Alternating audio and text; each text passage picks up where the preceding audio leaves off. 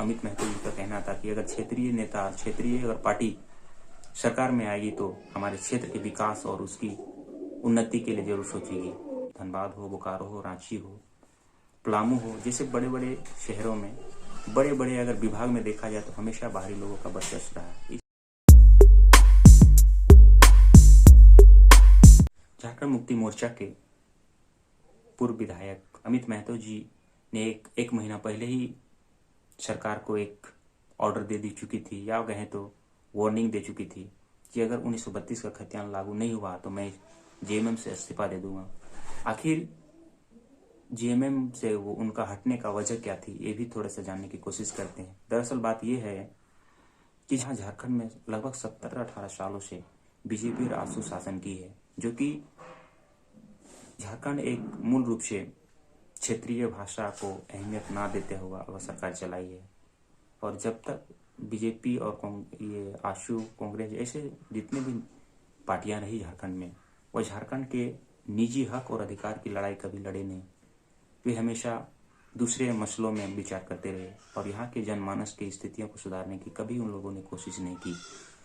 तो इन सारी पार्टियों के विरुद्ध में अमित महतो जी बोल चुके थे कि ये सारी पार्टियां हमारे क्षेत्र के विकास में हमेशा रोड़ा आती है, इसलिए मैं जेएमएम अपनाया हूँ। लेकिन झारखंड सरकार जेएमएम की बनी और अमित महतो जी को लगा कि क्षेत्र की भाषा और संस्कृति को बचाने के लिए यह सरकार सबसे बेहतर साबित होगी।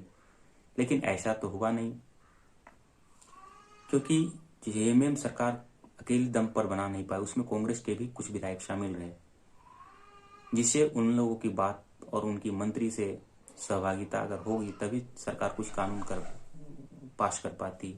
इस एवज में ऐसा कुछ ना करने के दौरान अमित महतो जी का मांग था कि 1932 का खतियान हो, ताकि यहाँ के जितने नवयुवक जो बाहर काम करने जाते हैं, भटकते रहते हैं, उसके क्षेत्रों में ही कितनी सारी नौकरियां हैं लेकिन वो कर नहीं पाते। इसकी सबसे बड़ी वजह यहाँ बाहरी लोगों की वर्चस्व पूरी झारखंड प्रदेश में रहा है। चाहे वो धनबाद हो, बोकारो हो, रांची हो, पलामू हो, जैसे बड़े बड़े शहरों में, जमशेदपुर हो, ऐसे भाग में देखा जाए तो हमेशा बाहरी लोगों का वर्चस्व रहा है। इसलिए अमित महतो जी का कहना था कि अगर क्षेत्रीय नेता, क्षेत्रीय अगर पार्टी सरकार में आएगी तो हमारे क्षेत्र के विकास और उसकी उन्नति के लिए जरूर सोचेगी, इसलिए उन्होंने ऐसा कहा था।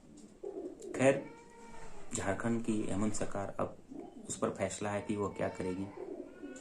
लेकिन हम नौजुवानों को सोचने की जरूरत है कि अगर इसी तरह पार्टियां हेर फेर बदलती रही तो हमारे झारखंड प्रदेश और हम लोगों की भविष्य हमेशा खराब होता जाएगा। इसके लिए जिन नौजुवकों को क्या करनी चाहिए वह आप पर मैं छोड़ता हूँ।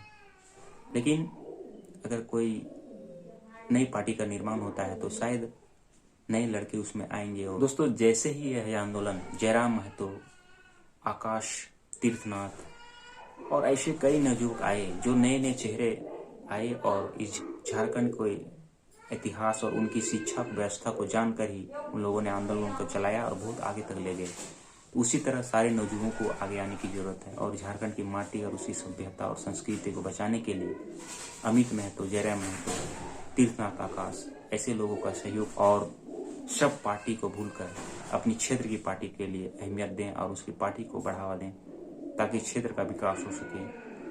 इस वीडियो में ही था। इस वीडियो के लिए और मेरे चैनल को सब्सक्राइब जरूर करें और भी कई ऐसे मसलों पर मैं आगे बात जरूर करूंगा। धन्यवाद।